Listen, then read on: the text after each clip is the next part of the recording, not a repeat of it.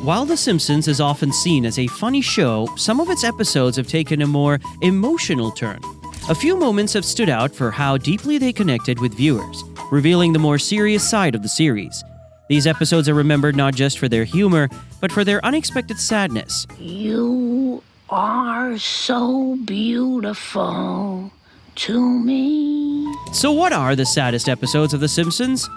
One of the saddest episodes of Simpsons is Moe Baby Blues. Moe Baby Blues pulls off something no one really expected from The Simpsons. It made Moe Szyslak the grimmiest guy in Springfield, the emotional center of an episode. Listen to those lucky people. Enjoying that pretty flower. I got nothing. It all starts when Moe accidentally saves Maggie's life during a traffic pileup at the zoo. From that moment on, something shifts. Maggie becomes attached to him, and somehow the feeling is mutual. Moe, who's usually bitter, lonely, and about one bar rag away from losing it, suddenly has someone who looks at him like he matters.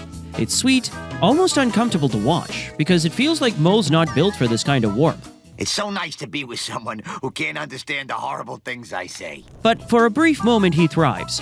He reads to Maggie, protects her, even opens up emotionally in ways he never has. But then reality checks in. He has to give Maggie back to her actual family. And when that happens, it's like watching the sun disappear. Moe returns to his bar, his dim lights, and his silence.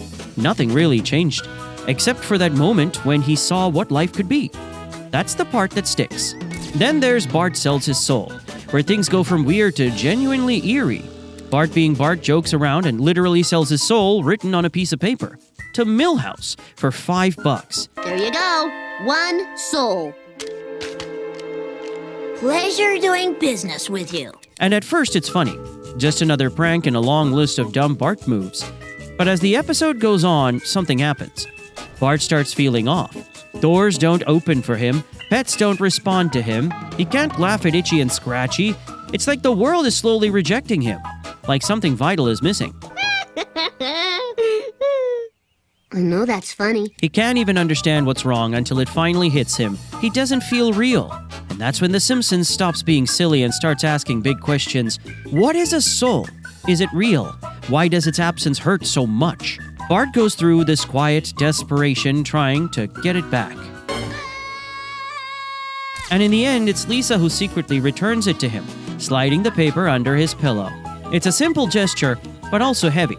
The show never fully explains what happened. It just lets you sit with the discomfort. It's not just sad, it's unsettling in a way that makes you think long after it ends. Please, thank you. Speaking of Lisa, Lisa's wedding is a gut punch hidden inside what looks like a fun future episode. A fortune teller shows Lisa a glimpse of her future, successful, confident, and engaged to a British guy named Hugh. I wanted this to be perfect for you. At first, it's charming, the jokes land, the future tech is fun, but then the emotional weight creeps in. Lisa's family embarrasses her at a dinner. Hugh looks down on them, and Lisa is forced to choose the perfect fiancé or the imperfect family that shaped her. She calls off the wedding, not because she doesn't love Hugh, but because he doesn't accept the people she loves most. Maybe, but I still love them. And I don't think you understand that. It's not a triumph. It's not empowering. It's just necessary, and it hurts. Lisa walks away knowing she made the right choice, but it still leaves her more alone than she started. It's the kind of sadness that doesn't scream. It just lingers. Then there's Grandpa versus sexual inadequacy, which sounds like a joke, but hits harder than expected. It starts off goofy with Homer and Grandpa trying to sell a homemade aphrodisiac. But underneath that is a broken relationship. Grandpa opens up about regrets. Homer admits he barely knows his dad. And the episode slowly peels away the layers of their dysfunction. Grandpa's bitterness, Homer's resentment, their complete inability to communicate. It's all laid out, raw and unfiltered. What? Sex! And while there are laughs along the way, the ending doesn't wrap it all up with a hug. They're still flawed, still distant, but maybe a little more aware of each other's pain. That's what makes it hit. It doesn't solve anything. It just shows how deep the cracks go. And I hope you'll find it in your heart not to drive away. Now that 90s show gets a lot of flack from fans. And yeah, the continuity is all over the place. But if you put the nitpicks aside, there's something tragic under the surface. Oh my God, you're a junkie!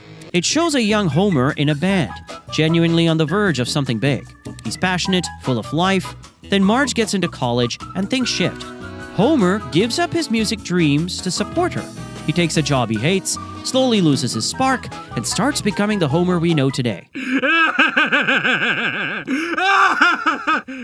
It's not a complete transformation overnight, it's a slow erosion. And that's what makes it so sad. This isn't about one big sacrifice, it's about 1,000 small ones over years. And in the end, even though he and Marge are still together, you can't help but wonder what got lost along the way. The music, the ambition, the identity, gone, replaced by donut jokes and dead-end routines. Then there's the early classic one fish, two fish, blowfish, bluefish. Homer eats fugu at a sushi restaurant and gets told he has 24 hours to live. And that's where the episode flips. Homer, faced with his own death, tries to cram a lifetime of meaning into one day. He says goodbye to his kids, makes peace with his father, even listens to Lisa play saxophone.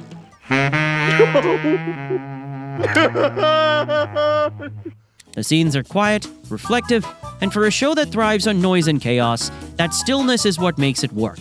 Homer doesn't do anything epic. He just tries to appreciate the things he normally takes for granted. The scene where he sits in his chair at night waiting for death to come is as still and vulnerable as the show gets. It's not about fear, it's about clarity, and it ends on a hopeful note. He survives, of course, but that brief window into what could have been is unforgettable. You're alive! I'm alive! I'm alive! But that is not all Saddest episodes. Sometimes the most devastating truths about adulthood are revealed with just a single sentence, or in this case, a single photo taped to a wall. That's what makes, and Maggie Makes Three, linger long after the jokes fade. On the surface, it's another flashback episode, this time about how Maggie came into the world. But underneath, it's a meditation on the dreams that quietly die when you become a parent. Oh, great. Now the cat knows. Homer finally gets to quit his soul-crushing job at the power plant and live his dream working at a bowling alley and his version of a life well lived. He's happy, free. Then Marge tells him she's pregnant again, and everything shatters. He's forced to return to the plant, literally crawling back to Mr. Burns. The image of him taking down the plaque that said, "Don't forget, you're here forever," and replacing it with pictures of Maggie until it reads, "Do it for her," isn't just sweet. It's gutting. It's about how we rationalize sacrifice, how we keep showing up to things we hate because someone small is counting on us. Homer never tells Maggie any of this. He doesn't need to. That's how love works sometimes. You swallow your dreams quietly so someone else's can exist. And just when you think the Simpsons can't punch you any harder in the gut, they swing in the opposite direction and land a different kind of hit with Homer's phobia. This one sneaks up on you. It starts off playful. Homer befriends a new guy named John, and they have a great time. Then Homer finds out John is gay, and suddenly the tone shifts. His discomfort is played for laughs at first, but there's something more insidious underneath. A real raw panic over masculinity. Homer is terrified that Bart might turn out gay too, and his response isn't just ignorance, it's fear. He drags Bart to a steel mill to go hunting, he even tries to use reindeer as some kind of masculine cure-all. But what sticks is that it's not just about homophobia, it's about the fragile tightrope of fatherhood. Homer wants Bart to be normal, not out of cruelty, but because he's scared of what life might be like for him if he's not. By the end, Homer comes around, but not in a preachy 90s sitcom way. It's messy and complicated like most emotional growth is, and that's why it still matters. From there, we fast forward to a different kind of episode full of struggle, one without guns or reindeers, but still brutal, and bye-bye nerdy. Lisa is tormented by bullies not for her behavior or her looks, but for her intellect. The episode leans heavily into satire, but there's a dark truth running underneath. Society doesn't know what to do with smart girls. Lisa isn't just picked on, she's isolated, misunderstood. She tries to use science to make sense of it, tracking what makes nerds a target, and building charts to decode cruelty. It's funny because it's absurd, but it's also heartbreaking because it's real. There's a moment where Lisa wonders if being smart is worth it. And that's a question too many kids ask themselves when they realize excellence comes at a social cost. The world will celebrate your brain in adulthood, but in middle school, it just makes you a target. Lisa doesn't dumb herself down, but she does end the episode a little quieter, a little sadder. That's the part that sticks. It's not a victory lap, it's just survival. Then there's the emotional sledgehammer that is the War of the Simpsons. If you've ever been in a long-term relationship, especially one that hits the rocks, this one hits close. Homer embarrasses Marge at a party again, and she finally reaches her limit. I'm the funniest guy in the world. They go to a marriage retreat, but Homer is more interested in fishing than saving his marriage. No time for losers, 'cause I am the champion. On the surface, it's played for laughs, but the tension is real.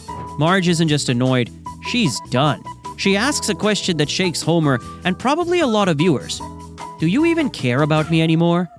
That moment hurts because it's not over the top or dramatic. It's quiet, wounded. Marge wants a partner. Homer just wants things to go back to the way they were. It's the classic impasse of emotional labor, one person doing all the heavy lifting, while the other coasts. In the end, Homer throws the fish back, choosing Marge over his own ego.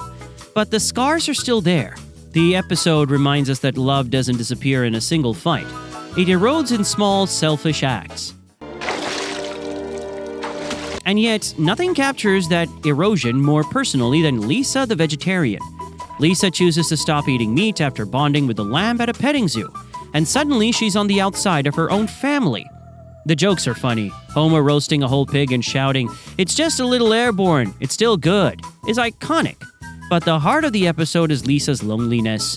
She's not trying to convert anyone, she's just trying to live by her principles. But even that makes her a problem. Her family mocks her, her classmates exclude her, and even Marge tells her to just be normal for once. For a kid, that's a deep wound. To be told that your morals make you unlovable, that's something that lingers. Lisa ends up bonding with Apu and some local vegetarians and finds peace in doing what's right for her. But she doesn't get her family's full support. She just gets tolerated. And sometimes that's the best we can hope for. I can't live in a house with this prehistoric carnivore. I am out of here. Then there's the one that leaves a knot in your stomach from start to finish. The Last Temptation of Homer. This one doesn't rely on satire or metaphors. It goes straight for the throat. Homer meets a new coworker, Mindy, and the chemistry is undeniable. She's funny, sweet, loves donuts and beer. She's basically Homer's soulmate. And for the first time, Homer's desire to cheat isn't played as a joke. It's raw, emotional, real. What makes it brutal is that Homer doesn't hate his marriage. He still loves Marge. But he's tempted not by sex, but by the idea of being seen, understood, desired again. Homer, what's the matter? Ain't you never seen a naked chick riding a clam before? The temptation isn't just physical, it's emotional. And that's far more dangerous. Homer goes to a hotel room with Mindy, and for a moment it seems like he might actually do it. But he doesn't. He tells her he loves his wife and walks away. It's a win, but not a clean one. He returns to Marge, who never knows how close they came to breaking.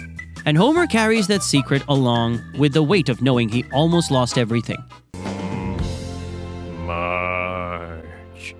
These episodes prove that The Simpsons, even at its silliest, knows how to tap into real human emotions. They're not sad in a dramatic, over-the-top way. They're sad in that quiet, sneaky way where the humor masks something deeper, something honest.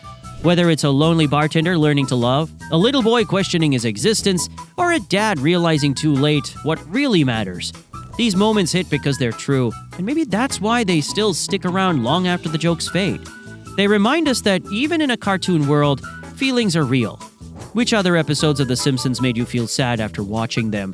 If you enjoyed the video, like, share, and subscribe to our channel. Also click the following video on your screen, and you will enjoy it.